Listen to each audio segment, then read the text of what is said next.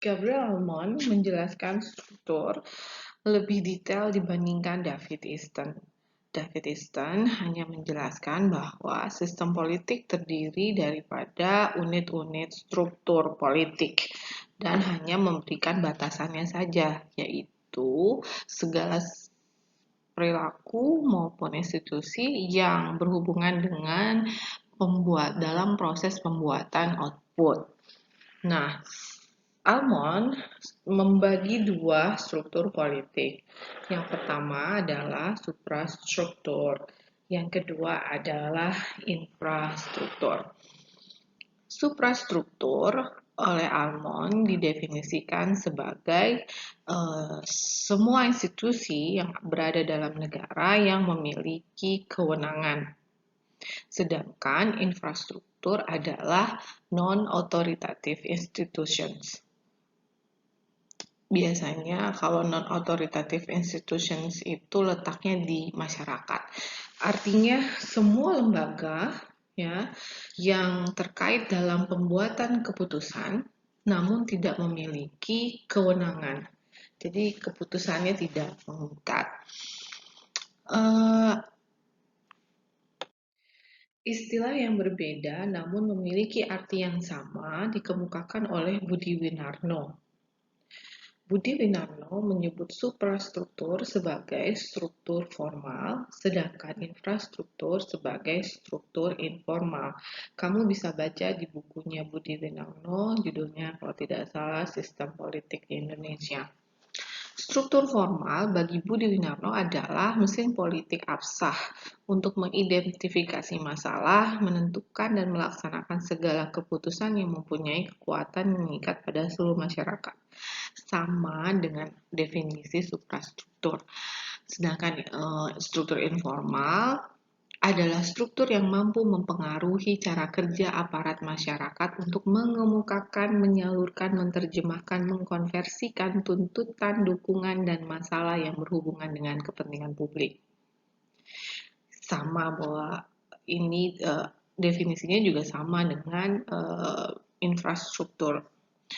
Namun, mengapa saya mengutip Budi Winarno? Dari pengertian yang disampaikan oleh Budi Winarno, kamu akan lebih mudah untuk mengidentifikasi mana yang masuk ke dalam struktur formal dan mana yang masuk ke dalam struktur informal. Kata kuncinya terletak pada struktur formal itu selalu berkaitan dengan mengidentifikasi, menentukan, melaksanakan keputusan yang mempunyai kekuatan mengikat. Atau bahasa sederhananya adalah yang membuat kebijakan yang mengikat. Sedangkan informal, kata kuncinya adalah segala sesuatu yang mempengaruhi cara kerja struktur formal. Biasanya itu dalam bentuk mengemukakan, menyalurkan, menerjemahkan, mengonversi tuntutan, dukungan, dan masalah yang berhubungan dengan kepentingan publik. Dan dari sini kamu bisa melihat bahwa struktur informal itu bekerja hanya pada bagian input saja. Ya, tidak bekerja pada bagian output. Sedangkan pada struktur formal itu amat sangat berpengaruh pada output. Nah, di sini Anda sudah bicara tentang identifikasi struktur dan fungsinya. Kalau struktur formal itu melekat sekali dengan fungsi output, sedangkan struktur informal sangat melekat pada fungsi input. Nah, untuk mengidentifikasi, menurut Anda di Indonesia kira-kira yang bagian daripada struktur formal itu apa saja ya? Ya, presiden, DPR, MPR, kementerian, kepala daerah, DPRD, dinas, ya pengadilan tinggi negeri, Mahkamah Konstitusi, Mahkamah Agung, birokrasi. It's apart from struktur formal atau suprastruktur. Sedangkan struktur informal, ya contohnya adalah civil society, non-government organizations, associations, profesi, komunitas, organisasi masyarakat, kemahasiswaan, partai politik, kelompok kepentingan, media, ya segala semua yang berhubungan dengan mengemukakan dan menyalurkan, mengkonversikan tuntutan. Kalau ada pertanyaan, kenapa partai politik bagian daripada struktur informal dan bukan formal? Bukankah wakil rakyat itu asalnya dari partai politik? Lembaga legislatif disimpannya di struktur formal, lalu mengapa partai politik masuk ke dalam struktur informal? Partai politik bukanlah lembaga yang memiliki kewenangan. Apa ciri-ciri yang memiliki kewenangan? Memiliki kewenangan ciri-cirinya adalah memiliki kekuatan untuk memaksakan keputusannya agar dilaksanakan oleh seluruh masyarakat. Apakah keputusan Partai Demokrat untuk misalnya Partai Demokrat mengeluarkan kebijakan untuk tidak mengikuti mempercayai Partai Demokrat hasil KLB itu harus ditaati oleh seluruh masyarakat Indonesia? Tidak, tapi keputusan itu mengikat bagi anggota Partai Politik Demokrat. Jika kamu bukan anggota Partai Politik Demokrat, kamu tidak memiliki kewajiban dan Partai Demokrat tidak memiliki kekuatan memaksa kamu untuk melaksanakan keputusannya tersebut. Itulah mengapa partai politik masuk ke dalam struktur informal.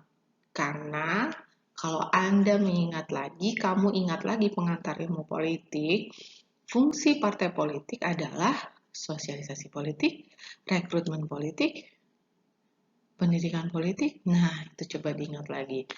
Partai politik fungsinya adalah mengemukakan, menyalurkan, menerjemahkan, dan mengkonversi tuntutan.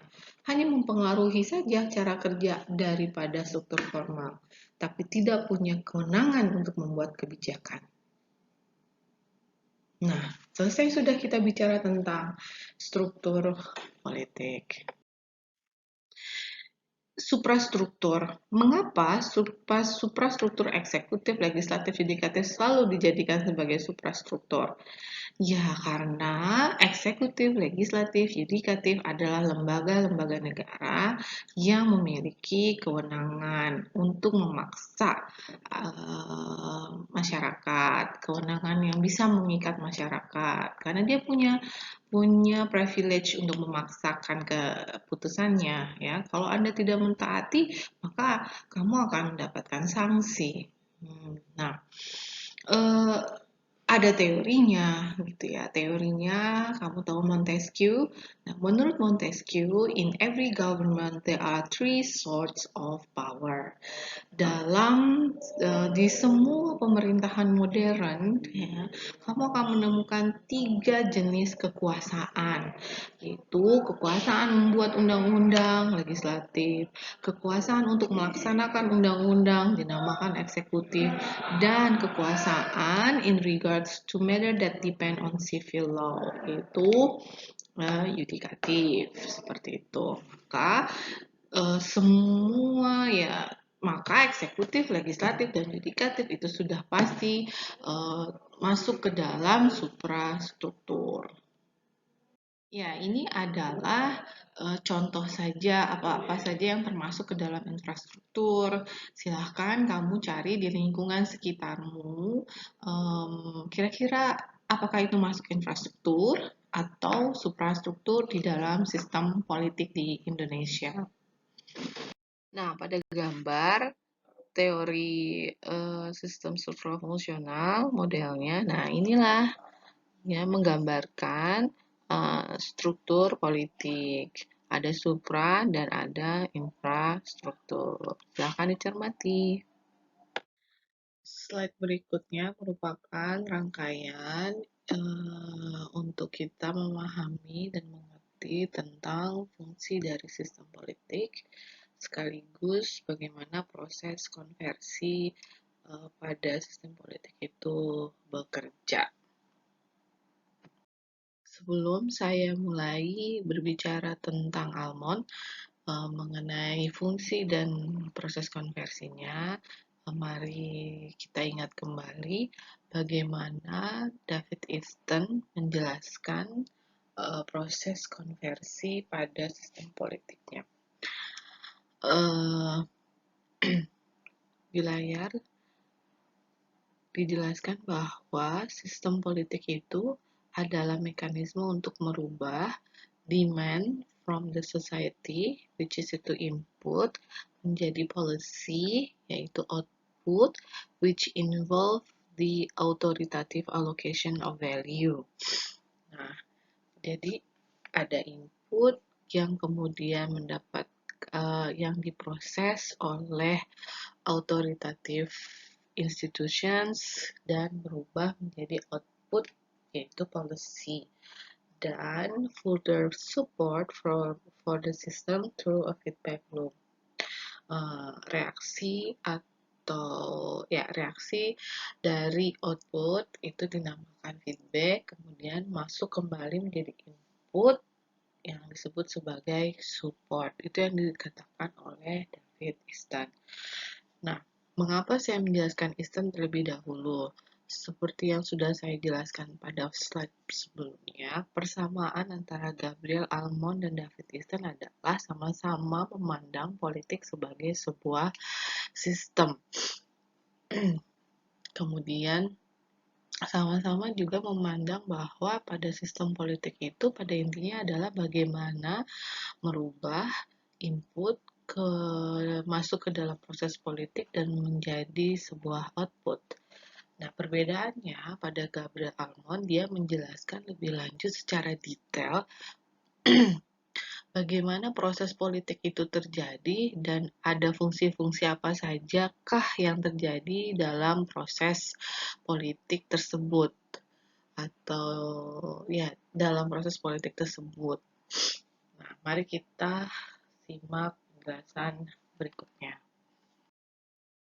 Jika Easton hanya mengatakan mekanisme conversion demands into output, maka Almond mengatakan secara jelas, before demands could become politically relevant, they had to be articulated in some way, and since theoretically the number of demands was infinite, they had to be aggregated into relatively smaller number of policy alternatives before processing could take place.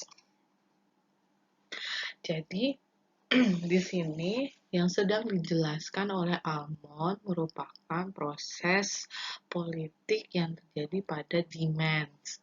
Nah, kalau kamu silahkan buka catatan kamu tentang David Easton. Demands itu posisinya ada pada input. Sehingga yang dijelaskan oleh Almond di sini merupakan proses politik input.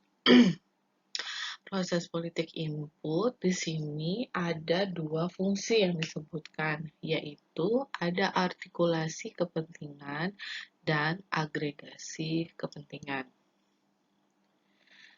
Ya, saya ulangi lagi. Di sini Almond menjelaskan lebih detail tentang proses politik input demands ya. Belum berubah menjadi output. Ini masih berada dalam ranah input yaitu demand. Ya, ada dua fungsi yang dijelaskan oleh Almond, yaitu ada fungsi artikulasi kepentingan dan ada fungsi agregasi kepentingan. Selanjutnya, Almond mengatakan, if value were to be allocated in an authoritative manner, the system had to include mechanism for rule making, rule application, and rule adjudication. Nah, di sini dikatakan jika nilai-nilai itu ingin dialokasikan secara dengan legitimate ya, mendapatkan legitimasi, maka harus ada mekanisme yang dilewati, yaitu itu rule making. Rule making bahasa Indonesianya adalah membuat undang-undang, melaksanakan undang-undang, dan ada proses penghakiman undang-undang. Nah, bicara rule making, rule application, dan rule adjudication itu berada pada proses politik dalam membuat sebuah kebijakan. Nah, bicara sebuah kebijakan itu berada pada fungsi output. Nah, terakhir, kata Almond, finally, mechanism had to be created for recruiting individuals into political roles and for communicating both demand and policy decisions. Jadi sebenarnya dalam sistem politik itu selain ada mekanisme input dan mekanisme output, ada juga saya ralat, ada fungsi input dan fungsi output, ada juga fungsi sistem politik. Ada 3 fungsi sistem politik yang bekerja, yaitu komunikasi, rekrutmen, dan sosialisasi politik. Bicara tentang proses konversi tidak bisa lepas daripada fungsi. Kalau proses konversi itu bicara tentang bagaimana caranya sistem merubah input menjadi output. Jadi kurang lebih bahasa sederhananya adalah hanya bicara tentang alur, mekanisme. Dari mana, mulai kemana, arahnya, bagaimana. Nah, apa dulu yang dimulai akan menghasilkan apa, atau akan mempengaruhi apa. Nah, itu adalah proses konversi. Sedangkan fungsinya itu selalu melekat pada setiap pada cara atau fungsi akan melekat pada proses konversi gitu. Nah, proses konversi yang saya baca dari bukunya Silahuddin itu akan sangat berkaitan dengan performance, bagaimana sistem politik itu bekerja. Dan Silahuddin membagi 3 bagian conversion process. Nah, yang pertama adalah pada proses konversi input, lalu ada proses konversi di output, dan ada proses konversi pada seluruh sistem politik. Nah, pada proses konversi di input ada 2 fungsi yang melekat. Yang pertama, fungsi artikulasi dan agregasi kepentingan. Pada proses konversi di output ada 3 fungsi yang melekat, yaitu rule making, rule application, dan rule adjudication. Nah, terakhir ada proses konversi yang terus-menerus bekerja, baik itu pada di input dan di output. Nah, disebutnya, ketika proses konversi ini melekat pada sistem politik ya, baik di input maupun di output. Nah, ada 3 fungsi yang melekat. Ya, jadi 3 fungsi ini nih yang disebut sebagai 3 fungsi sistem politik ini melekat baik di input, di proses konversi di input, maupun di proses konversi di output. Apa saja fungsinya? Yaitu ada sosialisasi, ada komunikasi, dan ada rekrutmen politik. Bingung ya? Pasti bingung, karena teori. Nah, kalau teori, membahas teori memang seperti ini, akan pusing-pusing bagaimana begitu. Coba kamu telan saja dulu penjelasan saya, lalu kamu ulang kembali membaca model atau gambar model dari Almond. Seperti slide berikut ini. Pada gambar, kamu akan melihat tanda panah yang membentuk seperti lingkaran. Ada yang mengarah masuk, ada yang mengarah keluar. Kemudian pada gambar kamu akan melihat keterangan. Ada beberapa deskripsi.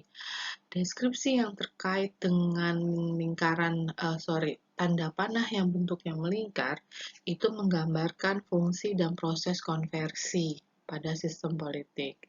Sedangkan tanda panah yang ada keterangan arahnya keluar itu menggambarkan struktur politik keterangan struktur politik.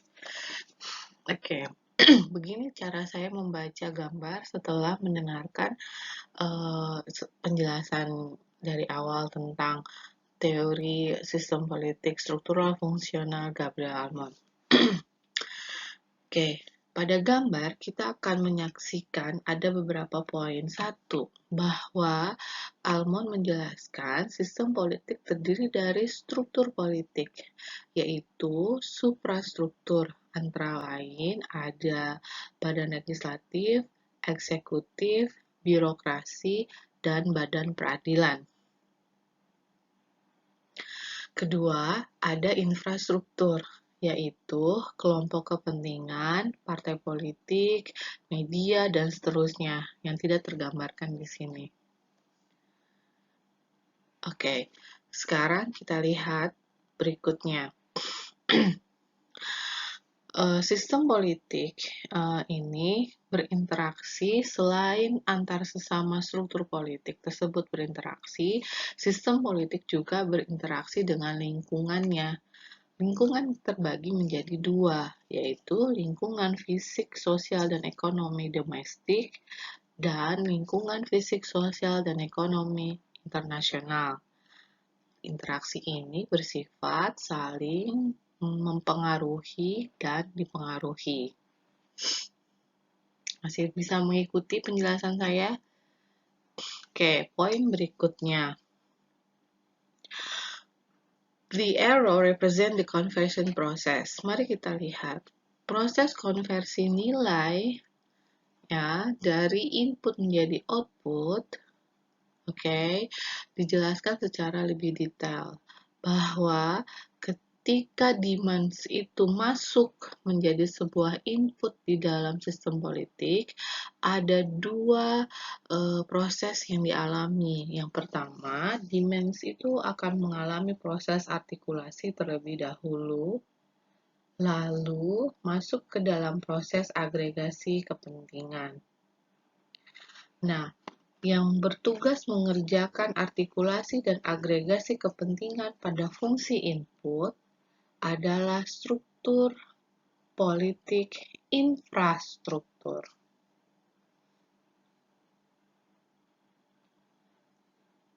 Sedangkan pada agregasi kepentingan ada suprastruktur yang juga berperan, yaitu badan legislatif.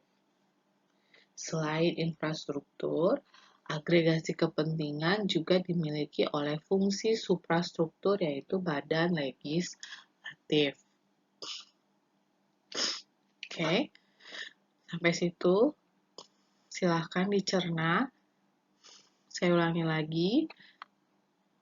Pada proses konversi input, ada dua proses fungsi yang dilewati, yaitu artikulasi kepentingan dan agregasi kepentingan.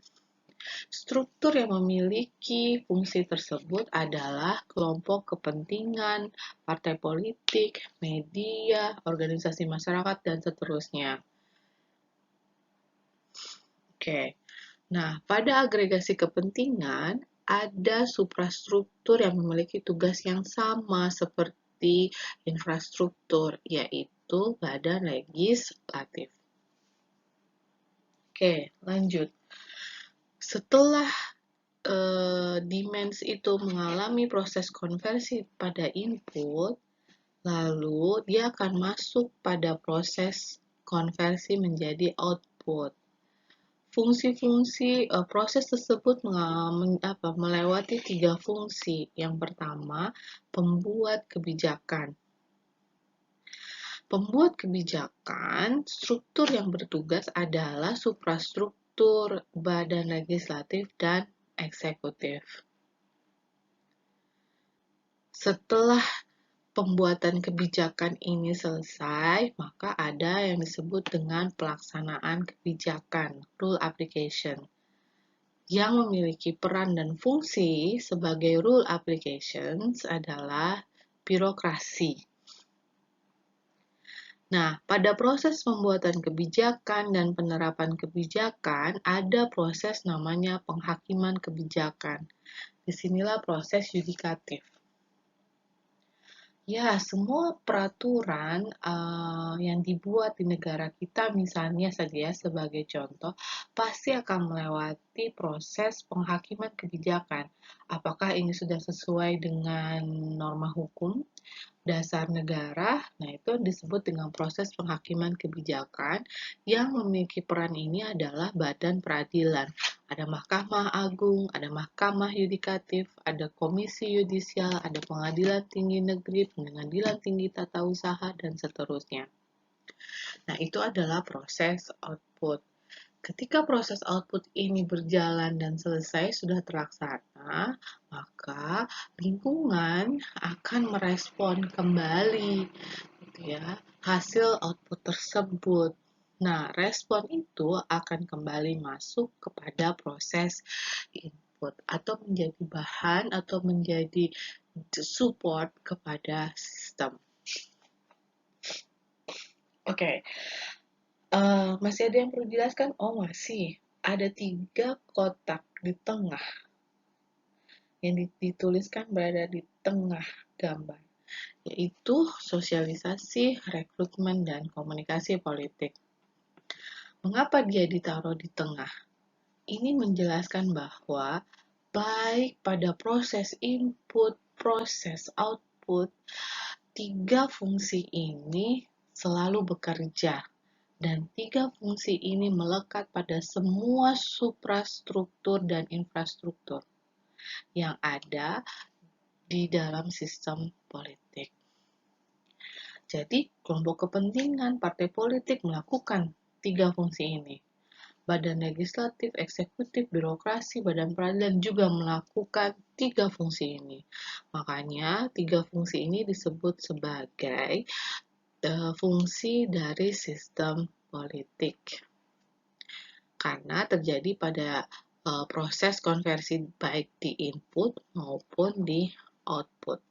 Karena terjadi atau menjadi tugas dan atau menjadi peran dan fungsi semua struktur politik, baik supra maupun infrastruktur. Semoga kamu memahaminya. Untuk memahami lebih jauh, sebaiknya kamu ditemani oleh asupan lain ya, asupan gizi lain seperti bukunya Sistem Politik Budi Winarno, bukunya Sistem Politik Silahudin, Yoyoh, dan banyak banget buku yang ada di pasaran, di toko-toko buku menjelaskan tentang sistem politik. So, enjoy the book. Setelah memahami bagaimana itu fungsi dan proses konversi, sekarang kita akan memahami masing-masing fungsi. Nah, tadi disebutkan ada proses fungsi artikulasi dan agregasi. Apakah Anda mengetahui arti dari artikulasi dan agregasi? Nah, bagus. Kalau sudah tahu, bagus. Nah, bagi yang belum tahu, silakan kamu konfirmasi pada buku Sistem Politik. Saya akan selalu mengingatkan ya bahwa tugas Anda adalah selalu mengkonfirmasi pada buku, sumber buku Sistem Politik Indonesia, karya siapapun lah. Oke, baik. Artikulasi. Dalam pernyataannya Almond bahwa sebelum demand itu diubah menjadi output, pada input akan melewati proses artikulasi. Nah, setelah artikulasi baru proses agregasi. Artikulasi itu apa sih? Kurang lebih seperti ini. Artikulasi adalah proses penyaluran tuntutan. Ya, proses penyampaian tuntutan maupun support agar masuk menjadi agenda politik atau isu yang akan dibahas nanti oleh lembaga yang berwenang. Ya, seperti demonstrasi, misalnya penyampaiannya petisi, mengajukan surat, ya pada intinya melakukan komunikasi ya, menyampaikan tuntutan, menyampaikan support maupun penolakan kepada sistem politik, kepada lembaga yang berwenang. Ya, Pak, contoh seperti ini. Partai politik memiliki kewajiban untuk melakukan artikulasi. Mengapa? Karena partai politik adalah bagian daripada infrastruktur. Apalagi partai politik juga memiliki orang-orang yang apalagi wakil rakyat merupakan berasal dari partai politik, maka dengan mudah sesungguhnya partai politik menyampaikan artikulasi kepentingannya. Seperti itu. Jadi artikulasi kepentingan itu adalah proses menyampaikan tuntutan maupun support agar masuk menjadi agenda politik lembaga yang berwenang gitu ya, dan berubah menjadi kebijakan. Oke, kemudian langsung agregasi. Nah, Alman mengatakan bahwa karena jumlah artikulasi kepentingan itu infinite sifatnya, infinite itu tak terhingga, maka harus melalui proses agregasi. Nah, proses agregasi ini apa sih? Nah, ini penting banget nih agregasi. Kalau bicara tentang artikulasi, semua orang bisa melakukan artikulasi ya. Misalnya Anda sebagai bagian dari organisasi mahasiswa melakukan artikulasi kepentingan. Saya butuh kuota untuk bisa belajar. Saya butuh wifi yang stabil supaya saya bisa Google Meet sama guru saya gitu kan. Saya butuh biaya perkuliahan dikurangi karena pandemi COVID, terjadi pengurangan pemasukan pada orang tua saya gitu. Saya butuh apa, dan setiap orang memiliki kebutuhan yang berbeda-beda. Orang muda punya kebutuhan yang berbeda sama orang tua. Laki-laki punya kebutuhan yang berbeda dengan perempuan. Anak perempuan akan mempunyai kebutuhan yang berbeda dengan ibu-ibu. Ibu-ibu punya kebutuhan yang berbeda dengan nenek-nenek. Pengusaha punya kebutuhan yang berbeda dengan tenaga kerja. Tenaga kerja punya kebutuhan yang berbeda daripada pengusaha. Jadi, kepentingan itu sifatnya infinite. Bagaimana sifat yang infinite itu kemudian bisa dibahas dan menghasilkan kebijakan yang mampu menjawab semuanya? Salah satu proses yang harus dilalui sebelum pembuatan undang-undang atau pembuatan kebijakan, pembuatan aturan adalah agregasi. Jadi apa itu agregasi? Agregasi adalah proses menyederhanakan kepentingan yang banyak itu dengan menjadikannya beberapa alternatif kebijakan. Contoh misalnya, eh, saya butuh kuota internet. Saya butuh proses belajar mengajar yang sederhana, yang mudah di saat pandemik seperti ini. Saya tidak bisa kuliah lagi karena biaya menjadi mahal, sedangkan orang tua saya di PHK. Dari sekian banyak jeritan-jeritan itu, agregasinya adalah alternatif. Misalnya, oke, ya sudah tidak ada lagi yang namanya kuliah online. Dua, oke, kita kerjasama dengan provider supaya provider memberikan CSR-nya kepada mahasiswa. Tiga, misalnya, dosen harus mengikuti melalui SPADA gitu, semacam sistem ini gitu ya, menggunakan teknik pengajaran asinkron. Jangan hanya mengandalkan pertemuan Zoom atau Gmeet. Pemerintah mengeluarkan subsidi deh untuk mahasiswa yang tidak mampu. Nah, itu adalah alternatif-alternatif kebijakan untuk menjawab kepentingan-kepentingan tuntutan yang disampaikan oleh mahasiswa. Itu contohnya, contoh sederhana sekali. Nah, fungsi agregasi ini biasanya dilakukan oleh badan legislatif. Harus dilakukan oleh badan legislatif karena badan legislatif itu berisikan wakil rakyat ya. Orang-orang yang duduk di badan legislatif adalah dipilih dan berasal dari rakyat, merepresentasikan kepentingan rakyat dan merepresentasikan konstituennya masing-masing. Sehingga wakil rakyat itu sesungguhnya mempunyai fungsi agregasi yang sangat kuat.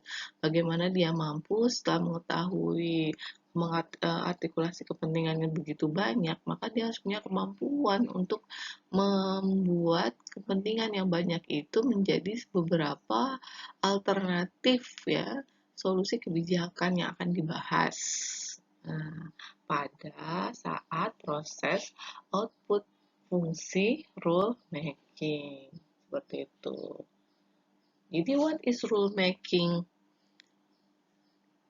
Ya, rule making itu adalah pembuatan kebijakan. Itu yang selama ini Anda pelajari pada pengantar ilmu politik, pada pengantar ilmu pemerintahan, pada sistem pemerintahan, bahwa yang membuat kebijakan itu, membuat undang-undang itu adalah iya betul, lembaga legislatif. Tapi pada modern government saat ini, yang membuat rule making itu nggak cuma lembaga legislatif dan lembaga eksekutif, apalagi kalau misalnya sifatnya sistem presidensial.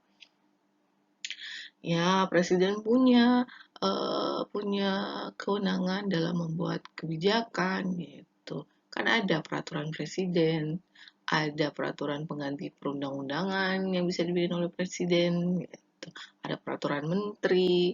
Nah, ada surat keputusan kepala daerah. Nah, itu adalah rule making. Nah, rule application, apa rule application? Nah, setelah aturannya dibuat, nah siapa yang akan menjalankan? Nah, disinilah mesin negara itu bekerja. Siapa mesin negara? Engine of state. Engine of state is bureaucracy. Jadi pada rule application ini yang paling dominan adalah pekerjaannya suprastruktur birokrasi. Jadi hanya menjalankan peraturan. Rule adjudication itu apa ya? Rule adjudication adalah proses penghakiman aturan. Aturan itu harus melalui proses yudisial ya, yudikatif. Apakah aturan tersebut melanggar undang-undang sebelumnya? Apakah aturan itu melanggar undang-undang di atasnya? Apakah aturan itu melanggar hak asasi manusia? Apakah aturan itu melanggar dasar negara, apakah aturan itu dibuat sesuai dengan tujuan negara. Nah, itu adalah rule adjudication ya. Nah, dari rule making, rule application, dan rule adjudication merupakan bagian daripada fungsi output. Dan harus pahamnya rule making ini menjadi tugas dan fungsi struktur politik yang mana, rule application juga, adjudication juga, artikulasi juga, agregasi juga.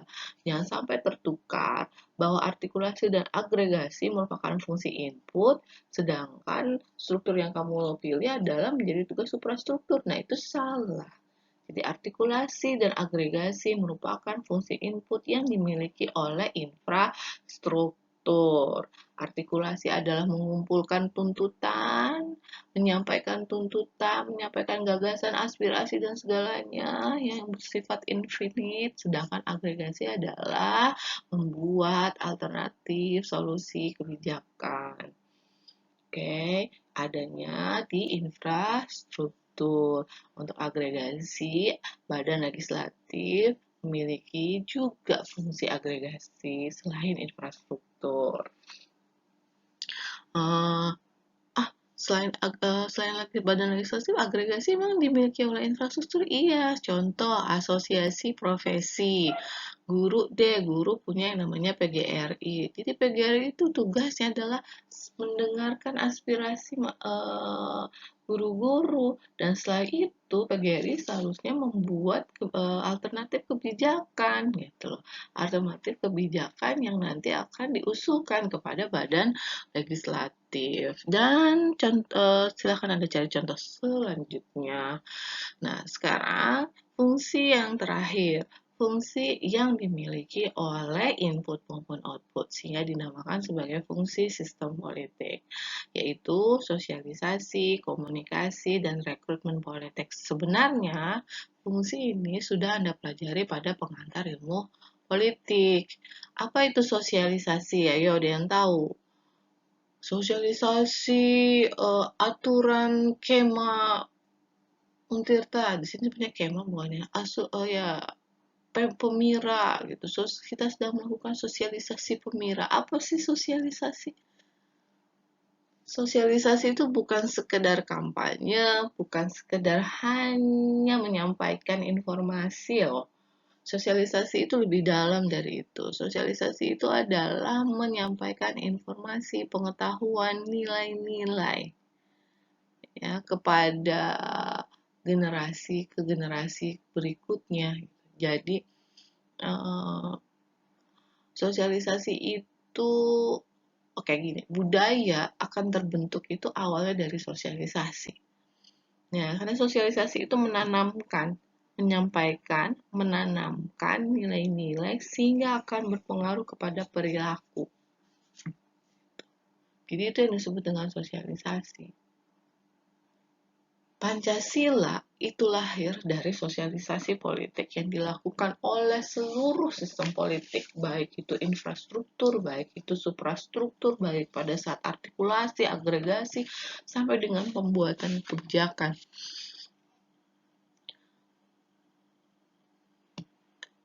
Ya, ideologi itu lahir dari sosialisasi politik. Ya, budaya politik akan mempengaruhi sosialisasi politik, begitu pula sebaliknya. Jadi sosialisasi politik itu bukan cuma sekedar memberi informasi. Misalnya, jangan lupa besok nyoblos untuk pemilihan ketua BEM ya, tanggal sekian. Itu hanya menyampaikan informasi. Tapi kalau sosialisasi itu akan terus digaungkan bahwa ini adalah demokrasi, mempertahankan memilih ketua BEM sendiri itu adalah proses pendidikan politik bagi kita untuk mempertahankan demokrasi, mempertahankan hak sipil yang dimiliki oleh mahasiswa untuk menentukan nasibnya sendiri, bla bla bla bla bla, sehingga menjadi sebuah ideologi. Dan melihat pemira itu bukan sekedar hanya pencoblosan. Ada nilai yang sedang diperjuangkan di situ. Nah, itu disebut dengan sosialisasi. Ya, silahkan baca bukunya deh. Yang kedua adalah komunikasi. Nah, komunikasi adalah proses penyampaian pesan ya. Pesan dari A ke B, B ke A gitu ya. Ada pesan dari A disampaikan ke B. Jadi ada kalau dalam ilmu komunikasi itu ada beberapa syarat dalam komunikasi. Harus ada pesan, harus ada yang pemberi pesan, dan harus ada yang menerima pesan. Jadi kalau kamu ngomong sendirian itu bukan namanya komunikasi. Komunikasi itu harus ada lawannya. Nah, di dalam komunikasi politik, maka diartikannya begini. Ada pesan yang disampaikan oleh supra kepada infra atau oleh infra kepada supra struktur. Ya, jadi komunikasi. Dan yang terakhir ada rekrutmen politik.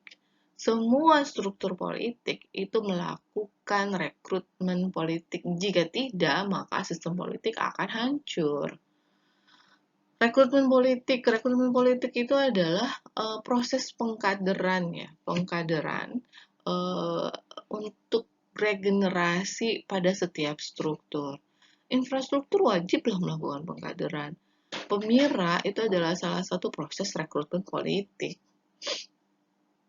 Jika tidak, siapa yang akan menjamin keberlangsungan BEM universitas atau BEM fakultas sebagai bagian daripada infrastruktur sistem politik di universitas? Dan skup lebih besarnya sistem politik di Indonesia. Partai politik wajib melakukan rekrutmen politik. Kegagalan partai politik melakukan rekrutmen politik kan sudah kita lihat. Bahwa dari tahun ke tahun gitu ya, dari pemilu ke pemilu, orangnya itu aja. Itu udah kegagalan. Dan apa yang terjadi ketika tidak ada rekrutmen politik yang baik? Keadaan negara tidak berubah, status quo. Karena memang diisi oleh orang-orang lama. Tidak ada hal yang baru. Nah, Itu yang disebut dengan rekrutmen politik dan kebutuhan akan rekrutmen politik.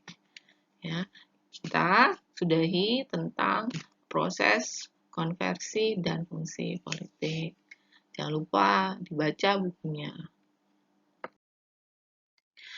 Oke, jadi kapabilitas politik adalah hal yang terakhir yang akan kita bahas untuk struktural fungsional MON. Sabar, sabar. Kan 3 SKS, jadi memang banyak materinya. Oke, dalam penyelenggaraan suatu pemerintahan atau sistem politik, ya, kapabilitas itu dibuat atau kapabilitas itu adalah metode untuk mempermudah kita dalam hal melihat kinerja, bagaimana karakter kinerja sistem politik di suatu negara. Nah, ketika selain melihat karakter, juga metode untuk membandingkan sistem politik dalam suatu negara. Tidak perlu antar negara, tapi juga bisa digunakan dalam suatu negara. Misalnya ingin membandingkan pekerjaan atau kinerja performance daripada sistem politik di masa SBY dengan di masa Jokowi, itu akan sangat mudah dengan menggunakan metodologi kapabilitas politik. Nah, selain metode ini bisa digunakan untuk melihat karakteristik atau membandingkan karakteristik setiap sistem politik di suatu negara, juga bisa digunakan untuk mengukur ya parameter ukuran keberhasilan pemerintahan atau sistem politik di sebuah negara. Misalnya kamu yang melihat Jokowi ini berhasil nggak sih dalam menjalankan sistem politiknya, pemerintahannya, ada berhasilnya tapi ada nggak berhasilnya. Kayaknya nggak enak deh kalau ngomongin hak kebebasan berpendapat di era Jokowi dibandingin sama SBY. Nah itu era-era political capability itu adalah kita bisa menggunakan kapabilitas politik. Nah ada beberapa tipe kapabilitas politik. Kita bahas satu demi satu. Kapabilitas politik dibagi ke dalam 2 ranah. Yang pertama, ada kapabilitas politik yang bisa kamu lihat di fungsi input saja, dan ada kapabilitas politik yang bisa kamu lihat pada fungsi output. Pada fungsi input disebut dengan kapabilitas responsif. Apa yang dimaksud dengan kapabilitas responsif? Responsif itu artinya mengukur sistem politik dalam hal merespon aspirasi. Semakin dia peka terhadap atau semakin dia peka terhadap tuntutan, semakin dia proaktif, semakin dia responsif tuh, semakin dia mampu menerima tuntutan, tidak anti kritik gitu ya, dia maka memiliki kapabilitas responsif yang semakin baik gitu ya. Tapi kalau semakin anti kritik, tidak mau menerima masukan, tidak mau menerima penyampaian aspirasi gitu ya, kanal-kanal penyampaian aspirasi ditutup, nah itu disebut kapabilitas responsifnya berarti tidak baik atau rendah gitu ya.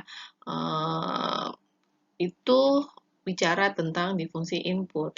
Nah, ada lagi di fungsi output yang banyaknya. Ada ekstraktif, distributif, regulatif, simbolik. Nah, ekstraktif itu adalah bicara tentang bagaimana kemampuan sistem politik dalam ekstraktif itu menggali sumber-sumber daya alam maupun sumber daya manusia untuk mencapai tujuan daripada sistem politik itu sendiri. Jadi ekstraktif ini adalah contohnya, sederhananya adalah bagaimana kemampuan negara Indonesia dalam hal menggali sumber-sumber daya alam yang mampu menyokong kebutuhan daripada tujuan negara. Tujuan negara Indonesia itu apa sih? Kan ada di dalam Undang-Undang Dasar, yaitu kesejahteraan, ya kan? Intinya di kesejahteraan misalnya, atau perdamaian dunia, gitu kan, anti penjajahan. Maka kemampuan sistem politik itu untuk menggali potensi yang ada dalam sumber daya alam maupun sumber daya manusia. Kalau misalkan contohnya Indonesia nih punya tujuan negara untuk bikin rakyatnya sejahtera, tapi dia tidak mampu menciptakan lapangan pekerjaan, tidak mampu menggali potensi masyarakatnya gitu ya, anak-anak mudanya banyak yang nganggur, nggak bisa digali, ya itu berarti kegagalan dalam kapabilitas ekstraktifnya gitu. Tidak mampu misalnya melihat kita ini punya potensi apa sih, laut gitu. Kita tuh adalah negara kepulauan, artinya laut itu lebih banyak dibandingkan daratnya gitu. Tapi kita tidak mampu menggali apa saja potensi yang ada di dalam laut gitu ya. Ya itu berarti kapabilitas ekstraktifnya tidak bagus gitu. Contoh misalnya, kita ini negara dulu pernah menjadi negara penghasil minyak, sekarang negara pengimpor minyak bumi terbesar gitu. Jadi ya itu adalah contoh daripada kegagalan ekstraktif di dalam proses sistem politiknya gitu. Yang kedua, distributif. Distributif itu adalah kemampuan daripada sistem politik dalam mengalokasikan nilai-nilai material maupun imaterial gitu kepada masyarakatnya. Contoh misalnya kegagalan distributif adalah ketika kamu menemukan adanya gap antara si kaya dan si miskin, si kota dan si desa, ya, itu adalah kegagalan distributif. Ya, ketika kamu menemukan misalnya, kok yang itu dapat BLT saya enggak gitu. Kok yang kaya dapat BLT, yang miskin nggak dapat BLT, nah itu bicara tentang distribusi. Ya, jadi mengalokasikan. Regulatif itu berkaitan dengan kinerja sistem politik dalam hal mengatur. Nah, jadi mengatur, regulate, to order uh, the people ya, maintaining to order the people. Contohnya apa sih regulatif? Contohnya seperti ini. Setiap warga negara Indonesia wajib membayar BPJS, itu regulatif. Setiap warga negara Indonesia atau setiap orang yang mengaku dirinya warga negara Indonesia, dia harus punya BPJS, mau kaya mau miskin. Atau misalnya regulatif itu kemampuan, ya setiap warga negara Indonesia punya hak untuk memilih. Setiap warga negara Indonesia memiliki hak untuk berserikat dan berpendapat. Ya, gitu. Nah, ketika aturan untuk mengatur masyarakatnya bertentangan dengan tujuan negara, ya maka itu adalah sebuah parameter yang buruk atas kinerja regulatif. 4. Simbolik. Nah, sistem politik itu sometimes need simbol ya. Simbol itu bisa digunakan untuk mempertahankan kekuasaan dari sistem politik. Apa sih ini ibu ngomong apa sih, mempertahankan kekuasaan pakai simbol gitu. Bisa gitu? Oh bisa. Presiden Soeharto itu adalah contoh yang paling ampuh deh kalau ngomongin tentang simbol. Kamu tanya deh pada para orang tua kamu, kakek, nenek, ayah, ibu kamu. Bapak pembangunan itu siapa? Pasti akan nyebutnya adalah Bapak Soeharto. Gitu. Super Semar Soeharto. Gitu. Dan percaya simbol itu mampu mempertahankan kekuasaan selama bertahun-tahun. Ketika rakyat mengafirmasi, memberikan legitimasi bahwa Bapak Pembangunan itu adalah Soeharto, selama 30 tahun rakyat Indonesia mau dipimpin oleh Soeharto. Ya, jadi simbol itu adalah parameter kinerja sistem politik untuk mempertahankan maintenance keberlangsungan sistem politiknya dengan menggunakan simbol. Apa di Indonesia tuh banyak simbolnya, Bapak Pembangunan, Bapak Infrastruktur, siapa coba? Ya, Jokowi mengangkat dirinya sebagai Bapak Infrastruktur. Silakan kamu lihat pada iklan layanan masyarakat di mana-mana. Dia merepresentasikan dirinya sebagai Bapak Infrastruktur.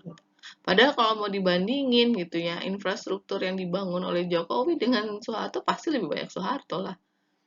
Tapi mengapa dia menamakan dirinya infrastruktur? Apakah di zamannya SBY tidak pernah ada infrastruktur yang dibangun? Nah, itu adalah simbol kekuatan untuk mempertahankan maintenance daripada sistem politik. Jadi kapabilitas itu semuanya digunakan untuk maintenance gitu. Maintenance itu apa? Keberlangsungan hidup daripada sistem politik. Oke. Yang terakhir adalah domestic dan international environment. Ini lebih kepada bagaimana si sistem politik itu mampu berinteraksi, mempengaruhi dan dipengaruhi gitu oleh lingkungan internasional. Nah, semakin dia mampu beradaptasi dengan lingkungan, maka sistem politik itu akan langgeng kehidupannya. Tapi ketika dia tidak mampu beradaptasi dengan lingkungan, maka dia akan habis. Sistem politik itu bisa habis, akan terkucilkan, atau habis, runtuh, gitu. Dan akan berganti dengan sistem politik yang baru. Contoh sistem politik di dunia yang sekarang di Asia yang sedang mengalami guncangan gitu ya, yang karena tidak mampu beradaptasi dengan lingkungan internasional adalah Myanmar. Terjadi kudeta militer, ya kudeta udah pasti sama militer ya, terjadi kudeta di Myanmar. Presidennya diturunkan secara paksa oleh militer. Lalu feedback dari rakyatnya adalah tidak mendukung kudeta tersebut sehingga terjadilah kerusuhan. Apa respon lingkungan internasional? Mengecam.